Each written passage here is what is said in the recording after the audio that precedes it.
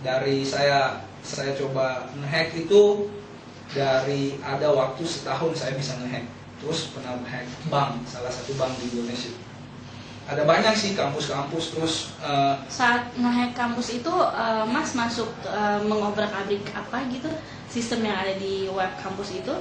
Pertama saya masuk ke websitenya, karena dia kan yang saya hack adalah websitenya. Kedua, yang pertama saya masuk ke websitenya, saya ngumpulin informasi melalui websitenya, seperti bahasa pemrograman yang dipakai, database yang digunakan, sama informasi-informasi yang mendukung lainnya. Setelah itu, informasi yang saya dapat, saya analisa. Dari saya analisa, baru saya serang dengan menggunakan exploit atau kelemahan yang saya tahu. Saya coba nyerang.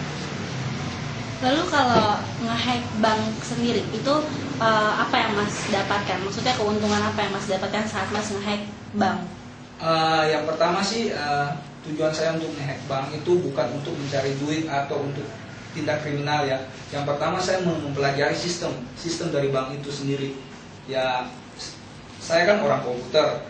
Saya salah satu belajar adalah dengan menganalisa sistem yang udah ada. Dengan begitu kita bisa membangun sistem yang lebih baik dari sistem yang ada. Nah, kalau saya lihat sih sistem yang udah mapan, udah baik itu adalah sistem bank dengan keamanan yang sangat tinggi ya.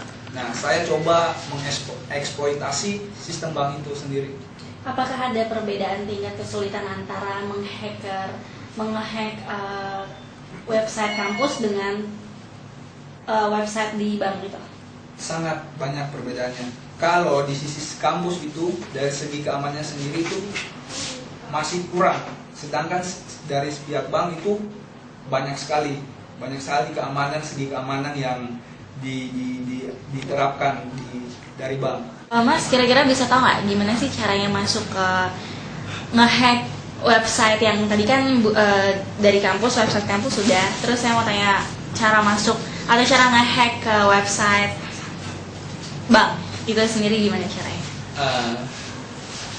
Pada dasarnya sih untuk kita ngehack kita mesti tahu, kalau menurut gue sih ada dua sistem security keamanannya, itu dari segi server sama segi aplikasi. Nah, dari segi server, dari sistem operasi itu setahu saya sampai saat ini saya jalani hidup sebagai seorang hacker itu agak susah karena sistem operasi sendiri itu udah sebelum dia diluncurkan ke pasaran itu udah di testing oleh banyak orang, banyak pihak. Nah, kelemahan yang sering terjadi itu dalam sistem operasi aplikasi, di mana seorang programmer yang mau melakukan program itu kebanyakan masih awam. Nah, ketika sistem operasi yang begitu canggih dikombin dengan aplikasi yang lemah, maka terjadilah satu black hole yang sangat riskan, sangat parah gitu maksudnya, sehingga seorang attacker bisa masuk melalui sistem segi cara ngehack secara lisan ya Mas ya. Boleh nggak saya ngeliat cara ngehack mungkin langsung dipraktekkan dengan laptopnya gitu Mas? Boleh. Oh, iya. Nah, di sini saya akan memberikan contoh bagaimana saya bisa masuk di suatu e-bank dari suatu bank. Nah, di sini di bank ini terdapat suatu kelemahan dalam sisi aplikasi yang saya udah bilang tadi. Nah, di sini saya akan coba bypass dengan namanya SQL injection. Nah, di sini pada masukan user ID dia memberikan batasan berupa karakter max length. Nah, di sini saya akan coba bypass dengan SQL, memasukkan user ID or 1 sama dengan 1 dan PIN-nya 1 sama dengan 1, di mana kita akan membuat satu kondisi di database menjadi true. Kita coba kirim. Di sini dia menjadi error. Ini diakibatkan karena adanya validasi. Nah, di sini saya akan mencari tahu validasi yang dilakukan oleh pihak bank itu menggunakan apa? Ada dua validasi, itu dari segi server sama sisi klien. Saya akan coba lagi ya.